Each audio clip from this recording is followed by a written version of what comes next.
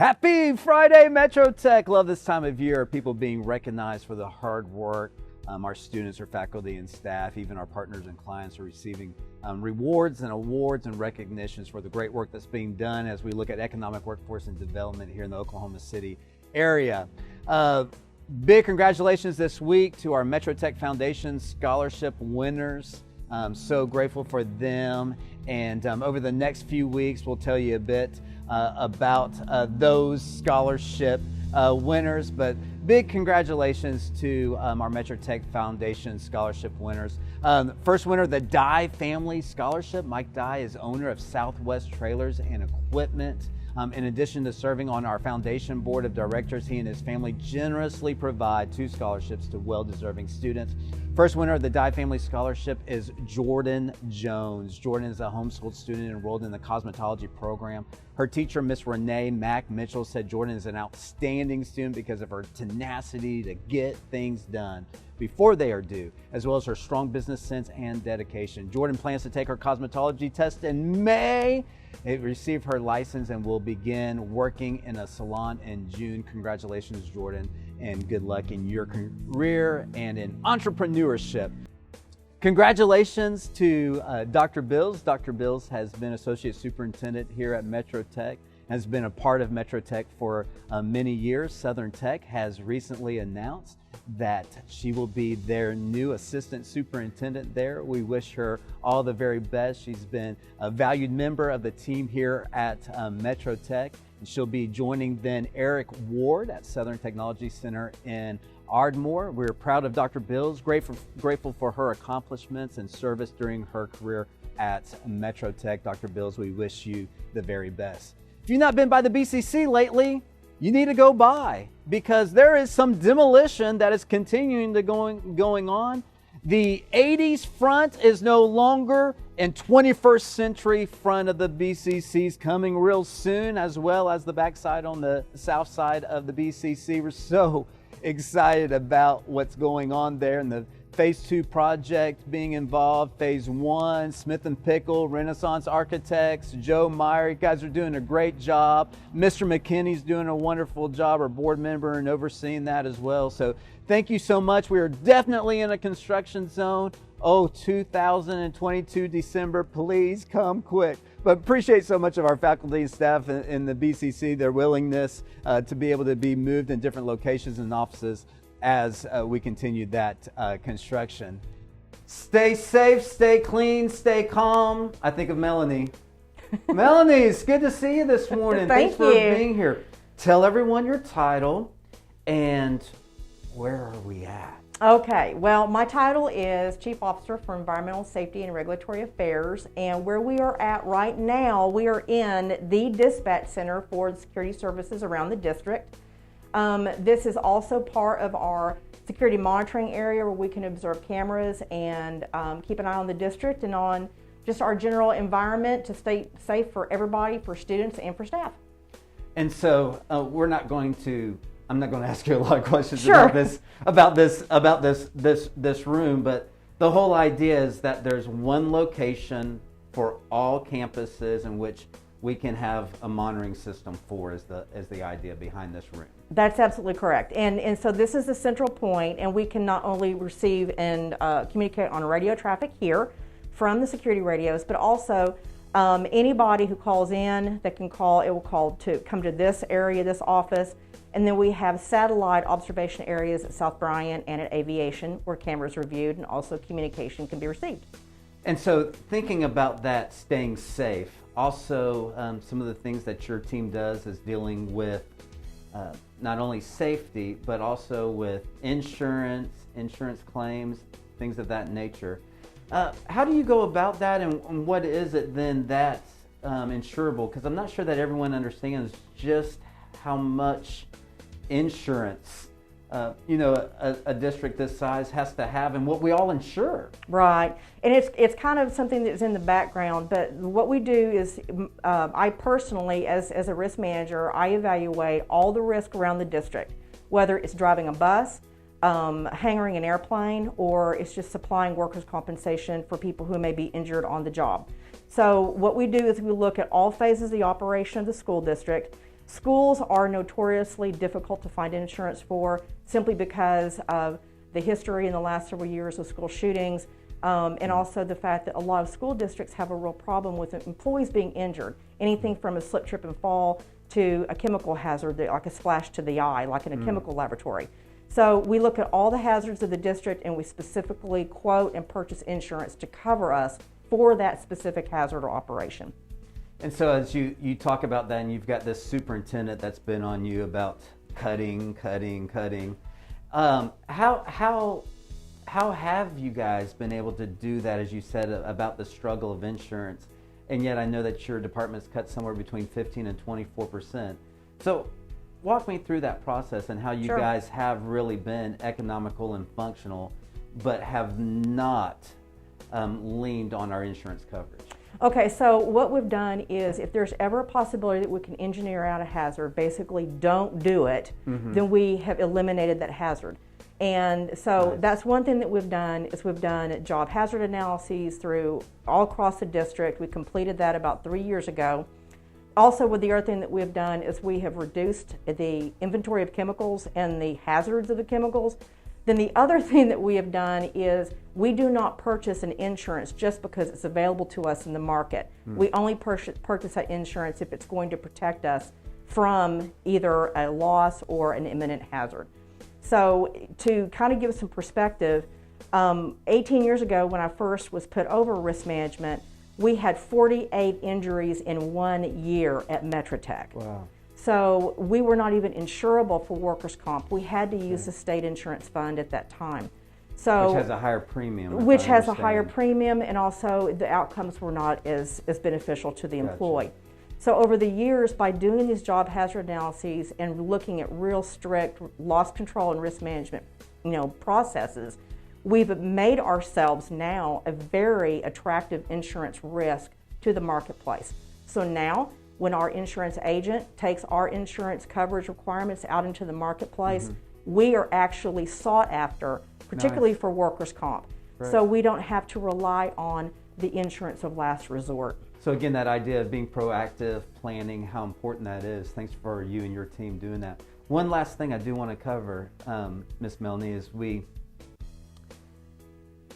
hear about vaccinations. Yes. And getting vaccinated. I believe the ideology comes among us that we need to not maybe be as safe and to maybe relax protocols. What would be your warning or your discussion about that? As we looked yesterday afternoon, our area is in yellow. It's not being talked about, but it is in yellow. So what is the need then for us and for our community to stay safe and maybe be cautiously relaxed? I think that one of the things that we need to focus on is the fact that the war is not over against COVID. Okay. We still have cases being reported even though we're down in the yellow risk alert area. Yes, ma'am. But there are still people who are being tested for COVID. They are testing positive. Okay. Yes, we have had, particularly here at Metrotech, of 112 respondents to the survey we sent out, 86% of Metrotech's employees have been vaccinated. Oh, wow. And of that, Thank you. That's great. The That's greater great news. percent, 78% of the respondents who informed us that they have in fact been vaccinated received the Pfizer vaccine. Well, that's wonderful. The thing is, it's 86% of the 112 respondents. That's not 100%. That's not 100%. So we can't rely. Cautiously optimistic, cautiously right? optimistic, where we've not gotten to where we'd like to be. Okay. We do have some people who are a little hesitant about vaccination, and that's fine. Yeah. But the bottom line is we still need to wear our masks, just as the CDC is recommending, even if you are a vaccinated person. Yeah. So when you are in a group environment, wear your mask. Keep good physical distance from others. Also, always wash your hands, even though studies are currently showing that there isn't a real high probability of becoming infected from virus particles on a surface, but just consider someone who maybe sneezes in their hand, shakes your hand, then you rub your eye. Now, So, contact. Yeah. Right, contact. So we still have to be careful. The war is not won yet. There is light at the end of the tunnel. Yeah. But one thing that we do have to be really careful of is we just need to be sure that we still continue to do those daily health screenings, employees and students. Also, I really would encourage everyone in the district, do not relax your guard right now. We just have to continue to protect our community. Well, we've been vaccinated. I know I've had both of mine. You've had both of yours, Yes. and yet we're both still masked. Right. And we're both here. Make sure we're social. Yeah, woo! So we've got to keep that up. Thanks so much, Melanie, Thank for you. spending some time with us. Thank you for keeping us safe. Your superintendent calm and keeping us clean. Thank you so much. Appreciate you. Here this morning with Jason. Jason, remind everyone of your title and where are we today? I'm Jason Davis. I am the IT director for Metro Technology Centers, and we're standing in our new IT sort of warehousing work area. We just recently moved into this area, and it's going to be great for our department, for us to be able to support the district and being able to get supplies and equipment out to our classrooms quicker. Yeah, that's great. And so I appreciate you guys looking at resources and opportunities to be able to get high technology, advanced technology, 21st century technology.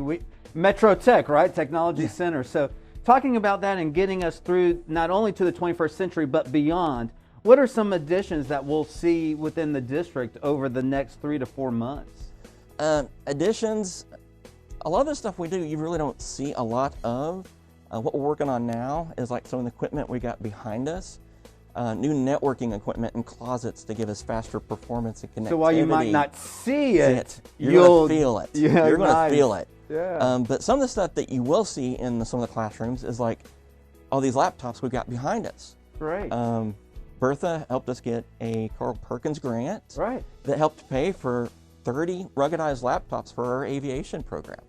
That's going to allow them to take the computers out in the hangars and actually look up resources that they need to work on the planes rather than taking a printout or going back and forth between classrooms. It's going to make it easier for them to do their studies and learn. Working on networking, improving that, access, availability, speed, those are all things I'm hearing you say Yes. that your department's currently working on. Also working on an information system and rollout of that. Kind of tell everyone what we might see over the next 3 months with that and the rollout of that. We are working on building a new student information system. Okay.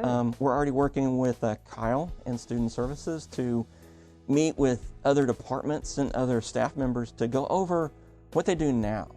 One of the main goals of the new system is to better streamline and to make it easier, less frustrating to put in student information into the system. It's just make everything easier and less frustrating for our users.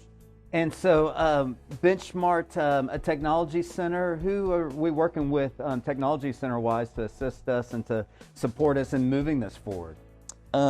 We've worked with a couple different career techs. The primary one's been Autry Tech up in Enid. We've also worked with Western Tech. But then we've also worked with Francis Tuttle, talked with them. Wonderful. More Norman, worked with them to find out what they're doing, and just getting together to find out what do we need to make this work the best for us. Yeah, best solutions for Metro Tech. Well, Jason, I appreciate you and your team and the work that you guys are doing, as you said, behind the scenes to get us opportunity, access, speed, to be able to have that running. We appreciate what you guys are doing for us. We appreciate being here, and everyone in the department loves what we do. We're here, we love helping students, working with our faculty, and just what Metro Tech does. We really enjoy that. Well, thank you for your service. Thank you. Had the great opportunity to be a part of the South Oklahoma City Chamber Excellence in Education Banquet. Metro Tech Student of the Year for the South Oklahoma City Chamber is Cortez. Cortez, what an excellent gentleman. So great to see him and to meet his family. He's an automotive technology student in Mr. Austin MG's class. just great to be able to meet him. He likes NASCAR and to go fast, so it was great to be able to talk to him. Also, congratulations to Crooked Oak High School student, Mr. Javion Yarborough. He is a student in our computer science program, a student of Miss Mary Tran and Tiffany Ville. He's a nominee for the South Oklahoma City Student of the Year. Congratulations, received a $500 scholarship. And he plans to attend OU and to major in computer science. Also to our very own Harry, Mr. Harry. Everyone knows Mr. Harry as being our teacher of the digital cinema and web program. Does an excellent job there. It was great to be able to see him recognized at the South Oklahoma City Metro Tech Teacher of the Year. It was great to see his wife there doing a great job for us. And there's a waiting list for his program, and we're working on ways to be able to extend that program and work with the film industry here in Oklahoma City. As you know, that's a growing industry. So grateful for Mr. Harry and his proactiveness and his work in the industry here in the Oklahoma City area. And more congratulations. The Metro Tech Leader of the Week is Miss Kimberly Harris. Kimberly is an administrative specialist at Metro Tech's Aviation Career Campus on the grounds of the Will Rogers Airport.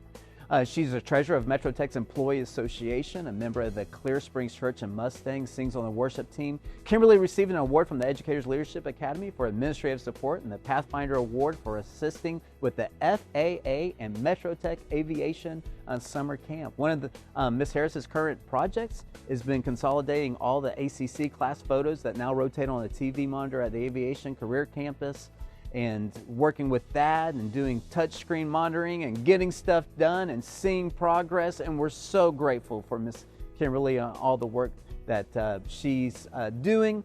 She enjoys singing at church and to begin her own hobby farm. Miss Kimberly, thank you for always having a smile on your face, greeting students, faculty, and staff at the Aviation Career Campus. One last reminder, next week is our Foundation Banquet. You can get your tickets to the virtual event online or to give to the foundation. Doing a great job. We appreciate Ms. Gibson and all the work that our foundation and that our foundation board does. Thank you so much for truly being and representing Metro Tech for life. It's a great day to be at Metro Tech.